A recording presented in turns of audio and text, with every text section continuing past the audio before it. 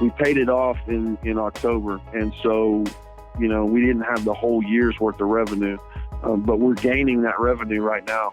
And so next year, our goal is to pay for every single meal when our kids travel.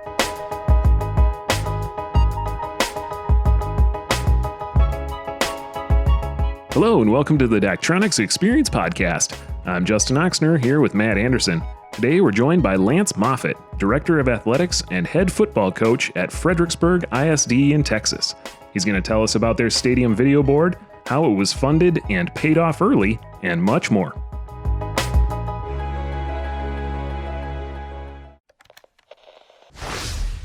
And we're here today with Lance. Lance, how you doing? Doing great, thanks. And Glad to be here. And Matt's here with us too. Matt, how are you doing? I'm doing really good today. Good. So Lance, we want to hear from you today. Can you start by giving us your origin story, kind of a background of who you are and how you got to where you're at? You bet. No, that'd be great. 28 years coaching, Texas high school coaching. Currently on the board of directors of the THSCA. As a junior member, was elected on a couple of years ago. Grew up in Arlington, Texas. My coaches influenced me starting in, as soon as I started getting coached in Little League, all the way back to my dads and stepdads and, my friends' parents and stuff like that. Coaches always had a huge influence on me, and wasn't sure, through college and high school, played high school and college football, played multiple sports in high school, got to play college football at Texas State, which used to be Southwest Texas, which is what I like to call it. And played there and wasn't sure, really what I was going to do with my life. And again, my coaches came in and influenced me and reminded me that, I'd been in athletics my entire life and that, I'd probably be a good coach. And so kind of took it from there and changed my major and kind of, hit the ground running and really have been coaching ever since. Graduated from Southwest Texas in 1991. This is my 28th year of coaching, been all around the state. Started in the Houston area, spent 15 years there.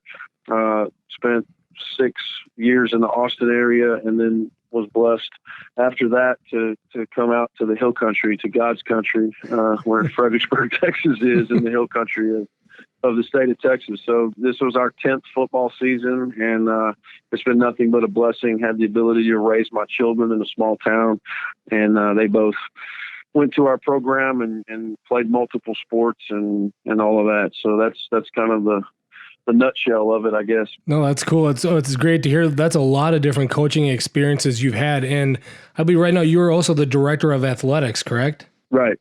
Yeah, no, I'm a athletic director of athletics. I kind of supervise everything from 6th grade through 12th grade, boys and girls sports. At our middle school, we offer on the boys side football, basketball, track, girls side, volleyball, basketball, track. Then we offer multiple individual sports. We added soccer a couple of years ago. High school, you had softball, baseball, swimming, golf, tennis, and all the individual sports, track, cross country, all those things to it. It encompasses about, 13 to 18 different sports at all the various different levels. So it's certainly an all-encompassing job. Was blessed that the district let me add a girls coordinator 2 years ago. And so really on the girls side, I now only oversee girls basketball because she happens to be an assistant girls basketball coach, if that makes sense. So she oversees all the girls sports and I oversee all the boys sports plus girls basketball. Wow. And I'm kind of curious then. So you've talked about, how coaches have had an influence on your life. You've had a lot of experience in coaching. When did you know that you wanted maybe more than coaching, kind of going from that head football coach to athletic director as well? It's interesting. I going into it, you want to be who your heroes were, right? And my two heroes were my defensive coordinator in high school, Mike Stovall, and my head baseball coach, Gerald Brown. And so, and Gerald Brown was actually the one that both coached at Arlington High School. Gerald was actually the one that said to me at one point when I was at home in college working out in the summer, he said, what have you done all your life? And I said, well, play sports. And he said, then you need to be a coach. And I I took that to heart. I didn't really, I wasn't sure, when you're in college, you're going to college, you want to make your parents happy. This is what they want for your life. Parents want more for their kids than what they had. And so, what do you want to do with your life? And that's not really what you want to do sometimes. And so in my case, it was, and I just took that to heart. And those guys wanted to do that. When I started, I wanted to be the head baseball coach and a defensive coordinator. And that's not that was selling myself short, but that's really all. I mean, that's all I knew. That's all I thought. Those were the guys that influenced me to be a coach. So that's what I thought I wanted to do. And then as you get into it, quite honestly, coaching baseball is a lot harder than coaching football because of all the extra work you have to do in terms of maintaining the field and mowing the grass and raking the dirt. And I used to joke that when you're a baseball coach, you're a frustrated farmer because you're always trying to keep the weeds out of your grass and the weeds off your dirt. And, it's just, and it was more excessive time than coaching football was. And of course, football historically is known for the amount of time coaches spend, in the field house watching film and stuff like that. And so I just, I had some other good influences when I was a young coach. When my first high school job was in Conroe, Texas, and I had some really good influences there that, kind of encouraged me to get my master's degree. And as you're going to get your master's degree, what do you major in? What are you going to get it in? I just decided to get it in school administration, and really had no desire to be a principal or a central office administrator. Always, I just love, I'm doing this podcast and I've got on shorts and tennis shoes. So, I just love being in shorts and having a whistle around my neck. And I get to travel all over the state of Texas to go to games, and, I get to do what people do for fun, and I get paid to do it. So that's kind of the deal about it. It's just, it kind of evolved that way. And it's certainly I don't want to sell it short. It's a demanding job, and we've got to make some big time decisions at times. And, there's times it's not such a fun thing to do, but most of the time it's like that. I spend most of my time in a car traveling to sporting events. So that's, a lot of people do that on weekends for hobbies. Right. Oh, that's awesome. So you're at Fredericksburg now. Can you tell us about the equipment that you guys have on site and what you get to see during football games? Yeah. So this is actually the fifth season. We started in 2016 was our first season. So 16, 17, 18, 19, and 20. So this is our fifth season to have the board for football. Certainly we use it for track. We use it for soccer. And it's, the technical side of it in terms of specifics, we have a video scoreboard. And I couldn't begin to tell you the dimensions. It's huge. Everyone in our school district calls it the Jumbotron.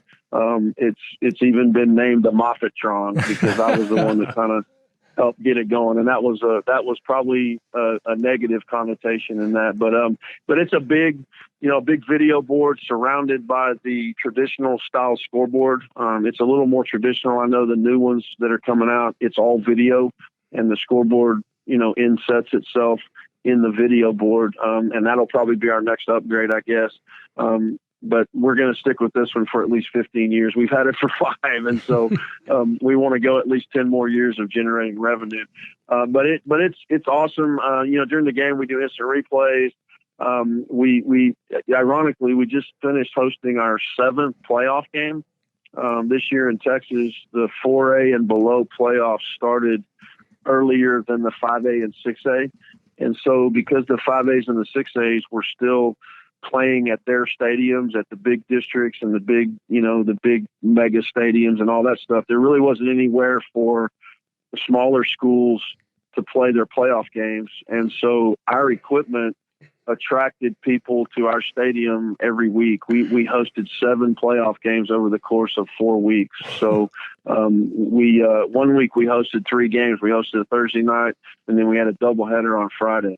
And then the next week we had a game on Friday and a game on Saturday. And then last week we had one, and then the following week this past week we had one. So, and these smaller schools, getting to see the equipment we have is awesome. They get to see their instant replay, and it's got the graphics when there's a penalty, they put a little cartoon referee on there, and it's just been a great deal. And for us, the piece that, maybe you're going to ask me this, but the piece that sold it was the curriculum that we embedded in it was, all of that operation I just mentioned is being done by students. Okay. Who are led by a audio video broadcasting teacher that we hired at the inception of the board. We hired this guy, created a new curriculum, and he was actually trained by you guys, and he still goes to training, from Daktronics to keep up with the most current situation. In fact, he sent me an email yesterday requesting more equipment. So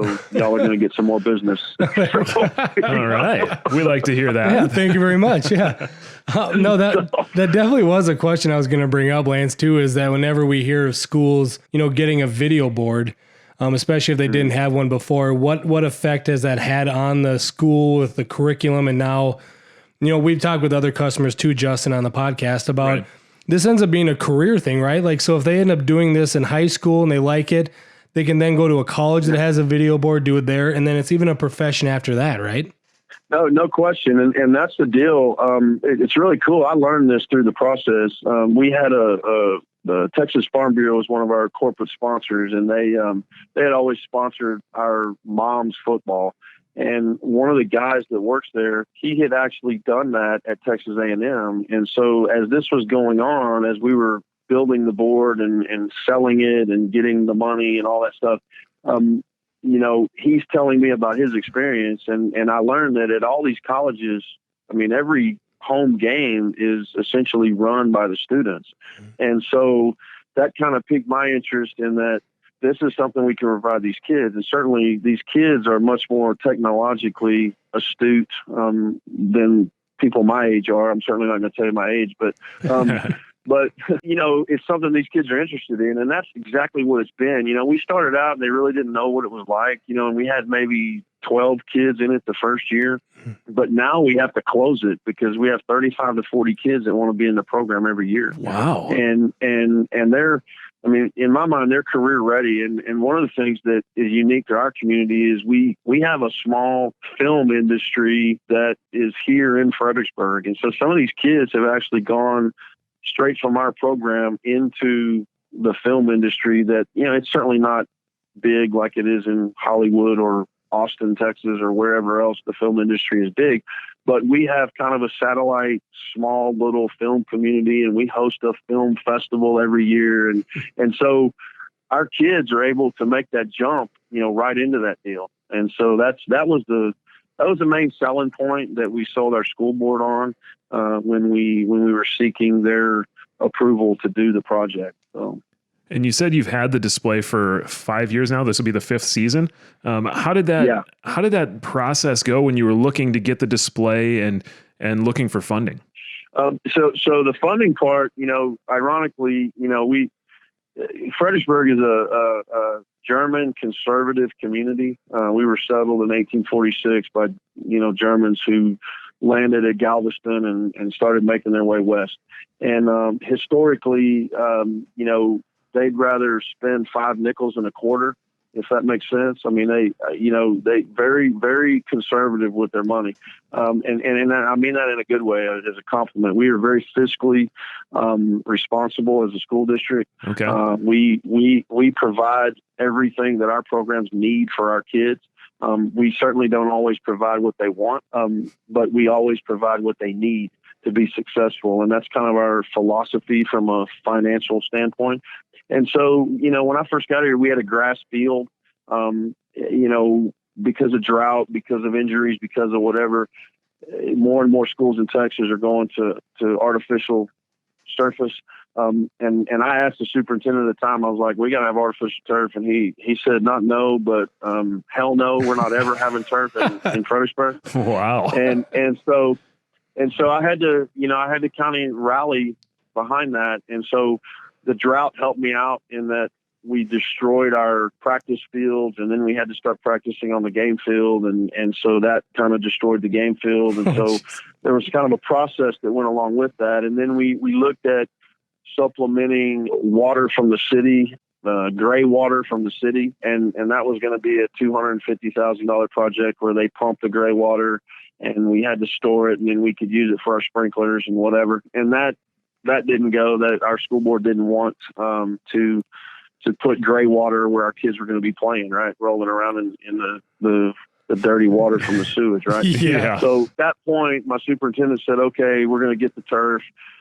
We started looking at the financing of it. We had money left over from previous year's bond elections that had been done for capital improvement projects, which were construction only style projects. And we had, at that time, upwards of $10 million in that fund. And so we popped $1.5 million for the turf and the track. And, at some point along that way, my mind started racing about the atmosphere I wanted to create during a football game. And for me, I wanted to create a college game day type atmosphere. And of course, at all the colleges, they have the video boards and all the stuff. And so that's kind of where the inception came from. In the meantime, we got a new superintendent, and it's ironic, while we're finishing up the turf project, the first meeting the new superintendent shows up to, he asked me in front of all of these people who have been through this process and have fought me the whole way. He says to me, "Hey coach, when are we going to get a Jumbotron?" so I knew that moment that he was like-minded like me. Your eyes lit up. Yeah. So, and he had a vision of what, his vision was that athletics is the front porch of the school district, right? Everybody sees the front porch before they actually go in the house. And so he wanted us to have that mentality. And so we teamed together. It took about 18 months. We started talking to the school board about it, and eventually, they got on board with it. And we essentially took a zero interest loan. Our booster club, Billy Boosters, took out a zero interest loan from the school district. We wrote up an addendum that was an agreement between the school district and Billy Boosters that every dollar that was raised for the scoreboard would be paid back to the school district until the board was paid off. And so we set it up at the guidance of Daktronics. Obviously, your marketing department helped us kind of look at other schools that had done it, and we set it up in a deal where after 5 years it would be paid off. And so, we can get into specifics to that if y'all want to talk about that. But I mean, it was a $490 something thousand zero interest loan that our school district gave our booster club, with the agreement that if it was paid off in time, after that, all the revenue would go to the booster club. And so now, we from this point forward, we paid it off this fall. And actually that was 8 months ahead of time. And we'd have paid it off a year ahead of time had the pandemic not happened. But we froze all payments when the pandemic happened, until we went back to school and started, doing things. But at that point, from here on out, we're gonna generate between $100 and $120 something thousand a year of profit. Wow. So it's a good deal.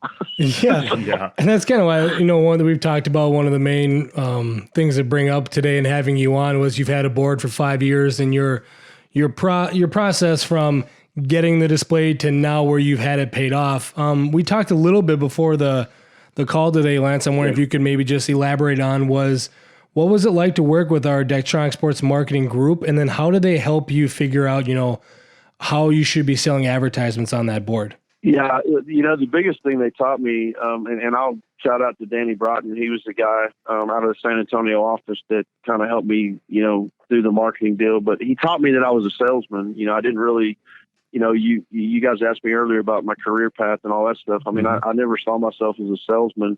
But with Danny's coaching and the information that he provided, he helped set up process of how we were going to do it.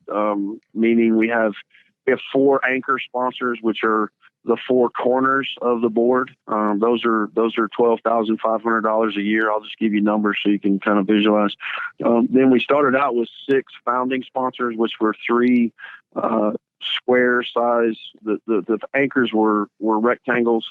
The squares were between the rectangles from top to bottom. So we had 6 of those, 3 on each side, plus the 4. So we started out with 10, and then we had up to 6 or 8, which would be video only sponsors. Obviously all of that stuff came from Daktronics. I would have had no idea how to do that or what that would have looked like. What I gathered is that all came from what other schools had done.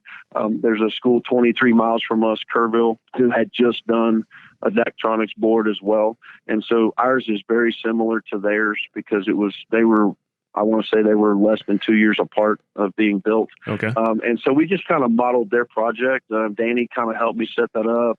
He asked me, how much money would you like to generate? I said, well, as much as I can. I mean, I want to, I wanted a static, and so part of our goal on this too, I wanted a static source of income for our booster club that wasn't so reliant on, selling hot dogs or concession stands, we used to joke in booster clubs, we're schlepping hot dogs, man. We're selling candy bars. And so this was a way for us to have a source of income, and it really didn't cost anybody because these companies that support us, they're already spending money on advertising. And so the package that Daktronics put together, we had an anchor level, a founder level, and a premier level is what they called it. And premier is video only. And then the anchor and the founder are the static signage that's on the board that's lit every time the board's on. And then what's happened over the 5 years is we've expanded that to tie into our all sports program so that those sponsors are also our platinum level sponsors in our program. And we've really unified our whole advertising project. And so it's just made it, much easier for people to get support of our program and also get the recognition. And the recognition part, most of them don't even want the recognition. They see it as a donation anyway. But when they get to see, they come to a game and now they expect it. Now I get calls from people saying, hey, I didn't hear my ad enough. Or, hey, how come they didn't say my name, or whatever. And so to go from people who just wanted to donate money to our program to them understanding that y'all are part of our brand now, that was the piece that Danny and Daktronics really helped me understand. And then, he helped me go the first 3 meetings we had, and the first one was unsuccessful. Like the first meeting we had, the guy turned us down. The second meeting was successful, and then the third meeting was successful. And then from there, I kind of took it and continued with it. And so he kind of taught me that I could do sales, obviously. And so, that's from that point on, I've tried many times to get someone on the booster club to do it, but it's so important to me that I can't turn it over to somebody else. Yeah. It's around my neck, I guess is what. There you go.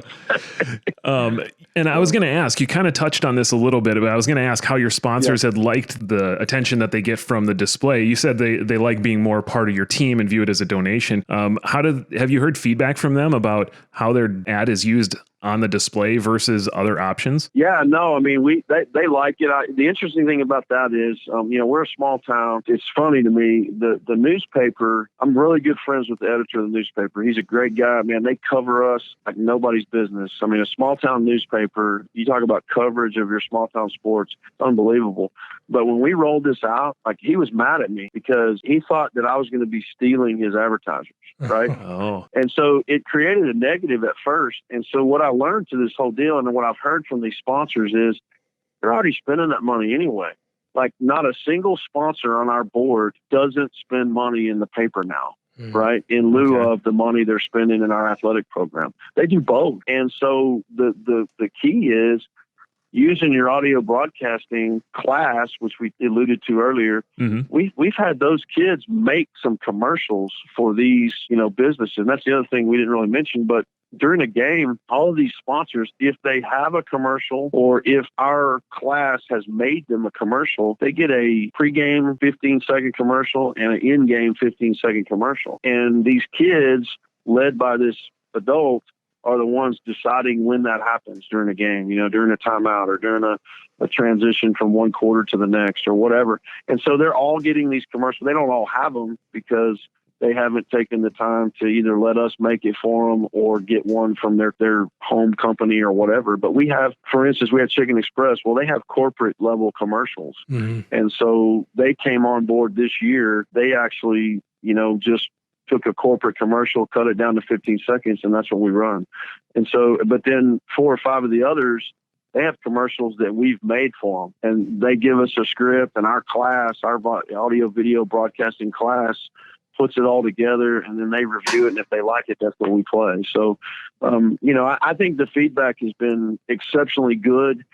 Certainly, there's been some negative. We have some companies that, they say we don't play their stuff enough, and it's just like coaching. I mean, if your kid's not the starting quarterback, then I made a bad decision or whatever. Right. We don't do it on purpose. It just didn't happen that particular game. I'm sorry you were at the game and we didn't get a chance to play your thing, because what we learned, and our teacher, John Hex was his name. He runs our audio video broadcasting. It's hard. We have so many sponsors now that it is really hard. We always do. We get all of their content in. We certainly get all their video content in. They also get a tagline that our announcer records. He pre-records it, and then it gets played multiple times during the game. And so it's created this. If you come to one of our games, really, if you come to any of our stuff, you know who our sponsors are because they're part of our brand, and you hear their name at everything we do. We also partner with another company called Game Time, and they provide audio music. It's supposed to be family friendly music. But we take all these same sponsors we have for the scoreboard and we put their taglines on that. So when they do their tagline or whatever, it gets played at all of our sports, not just the sports that have the scoreboard in it, if that makes any sense. Yep. I don't know. Yeah, absolutely. And I'm wondering, you mentioned, sometimes you've had these additional events that you've been hosting now. Yeah. And I'm always been curious, does that affect the sponsorship level type stuff as well? Do you get more of an income now because you have more events, or is it kind of tied into the existing packages? That's their bonus content. Okay. And so the other thing that I didn't mention, but Daktronics also, you guys helped us, Danny and his crew helped us with the contract. They kind of had some templates of some contracts that other schools had done between these sponsors. And so we were able to put together these contracts. And so what I'm looking for every year is to make sure that they get what we agreed upon in their contract. And then from day one, we have provided them with more content because, this is Texas. Obviously, football is the thing, right? Mm-hmm. So, it's like Indiana, it'd be basketball, right? But the only thing that they're guaranteed is 5 home varsity football games. But throughout the year, we do our audio video broadcasting class. They'll do 3 girls soccer games. They'll do 3 boys soccer games. They'll do all of our track meets. They'll do our elementary school field day. They'll do Special Olympics. And then you add in the added bonus of playoff games. This year, because of the pandemic, we've hosted 7 playoff games. Before this year, we've never hosted more than 2, maybe 3 playoff games. But that's all bonus content. And so what we try to do, we weren't able to do it last year because of the pandemic, but we try to invite those sponsors to an appreciation luncheon at the end of the year. And we kind of summarize for them how much bonus content they got. And then that normally curbs those people who came to a game and didn't hear their spot or whatever. Right. And so, by the way, we played it 7 more times during these playoff games, or we played it 10 more times during the elementary school field day that starts at 8 a.m. and seems like it goes on forever and doesn't end until 3. Yeah. And that's good bonus content though, because that's a diverse audience there too.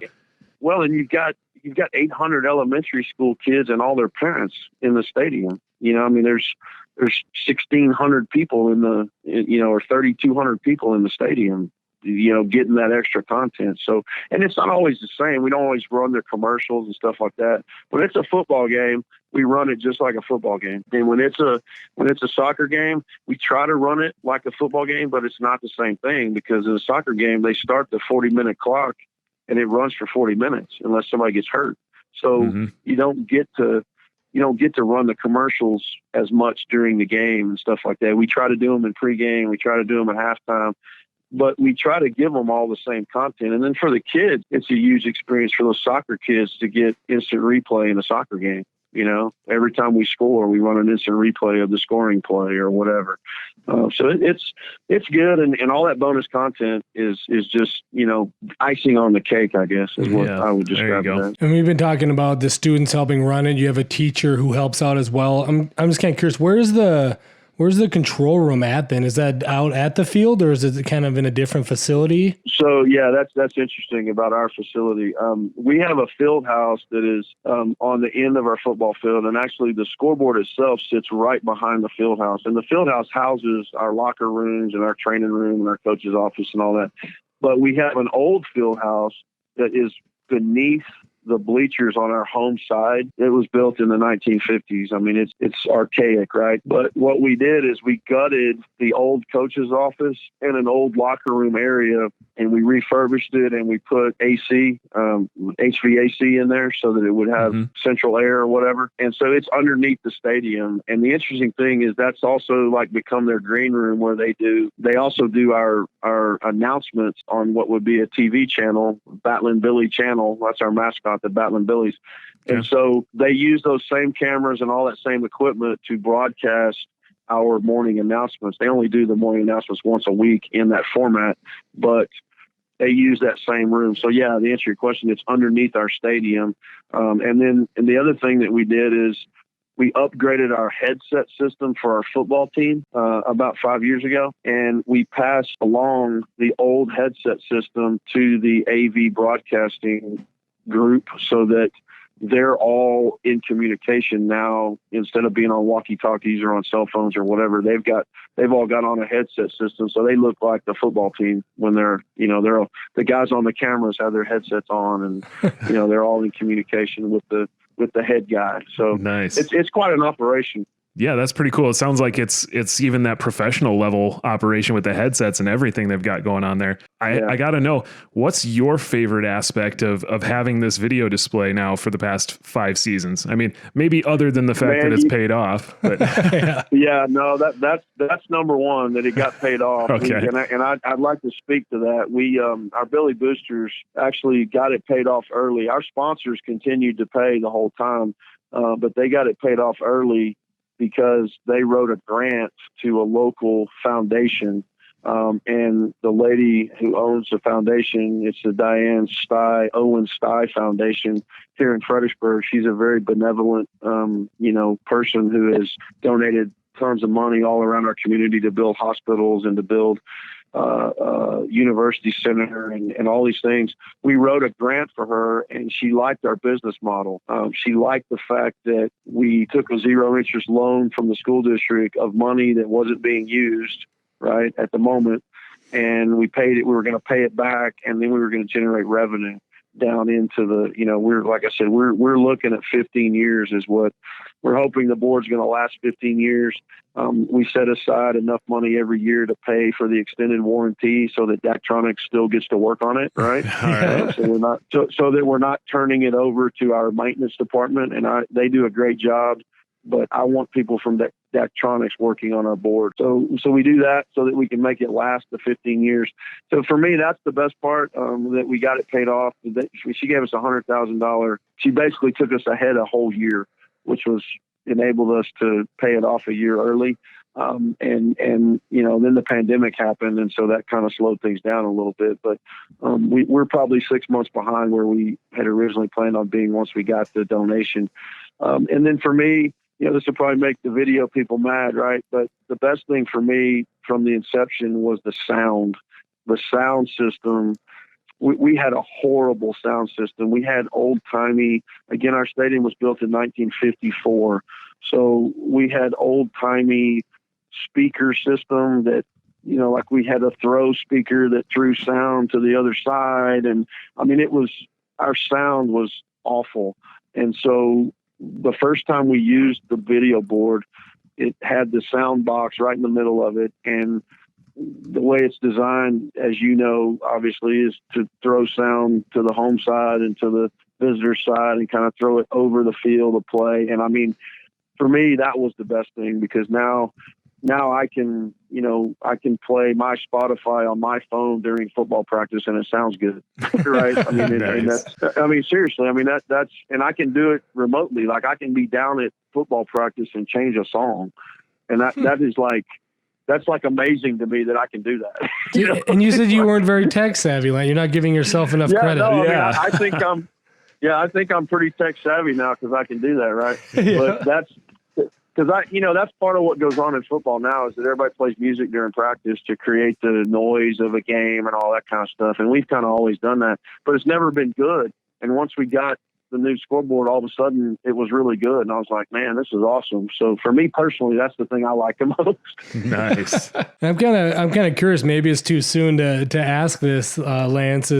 Now that you have this a revenue stream going, right, because the board is paid off, is there anything on the horizon you have your eyes set on? I do. We need a new weight room. We need a larger weight room. And so we're in the process of, our school board is muddling over a bond issue and what's going to be on the bond issue. And so part of my original plan was that Billy Boosters would be able to commit, not all of it, but a certain amount of money over time per year to a bigger building project, like a new weight room or an indoor practice facility or a new Coliseum/gym, and so we're going to try to team it up with a bond issue where the school district is maybe going to, let's just pretend like they decided they wanted to build a new gym. So then I would go back and say, okay, you're going to build a new gym. So now I want to let Billy Boosters provide this much money to attach a new weight room to it, because we need to double the size of our weight room. So yeah, I mean, I've got some specific things that I'm looking at. I haven't spent it all yet, but because that's the aspect too, right? When you're talking about things to spend on capital improvements, is sometimes when it's a video board's brought up, right? It's a video board or bleachers or something else, but aside from making sure you have safety in mind, there's something to be said about, if you get the video board, then you can end up having that pay for the other things that are on that list. Yeah, no question. And the other thing that, we're in the business of taking care of kids. And so I don't know how many people know this about Texas or not, but in my career, 28 years, when I started coaching and when I played, when I traveled to a game, my school district fed me. Like I got a meal. Okay. And it wasn't my coach stopping at Whataburger and me going in and spending my own money. It was my coach stopping at Whataburger, and I go in and he pays for all the meals, and then he takes the receipt back, and the school district reimburses him because we take care of kids. Over the course of school finance in Texas, that's all gone away in most school districts. Most school districts only pay to feed kids when they go to post-district play. So when they go to the playoffs, I guess. Yeah. And so one of the things our booster club was adamant about was every school in Texas has come up with a system where our parents work together to feed our kids when they travel. And so what we decided we wanted to do, and our treasurer in our booster club has worked really hard on this, is we're going to take a big portion of this money and we're going to make sure that all of our kids get a meal when they leave. Because a lot of times we'll take a kid out. We live in the hill country and we're not necessarily close to all of our opponents. And especially when you talk about West Texas, where opponents might be 2.5 to 3 hours away, we have some of that here too. So we take a kid out of school at 2:00 on a Friday afternoon and we drive them to a game 3 hours away. They play the game at 7, the game's over at 9, they get home at midnight. Right. And so we don't feed them. Like they got to bring their own food.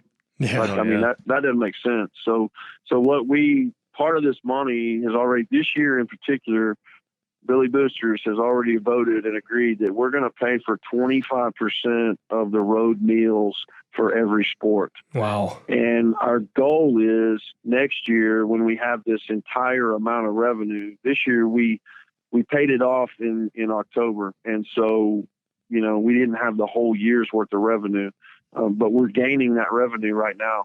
And so next year, our goal is to pay for every single meal when our kids travel. So that's just that's more of a, I don't want to say humanitarian thing, because I think that's what we ought to be doing. Mm-hmm. Right. But the school districts, that's one of the first things that they all cut out when it came time to start cutting budget. So it's a big deal for us to do that. Yeah, that's awesome that you're able to do that. That is. And I also want to thank you, Lance, for taking time to come talk to Matt and I today and share everything that you're doing down there in Fredericksburg, and share all about your video display, and congratulations, of course, on having it all paid off. Yeah, we certainly appreciate that. This is awesome. I'm glad I got to do it. Yeah, thanks again, Lance. You bet. Thank you guys very much. Thank you for listening to this episode of the Daktronics Experience Podcast. Please subscribe at your favorite place to listen to podcasts to keep up with our latest episodes.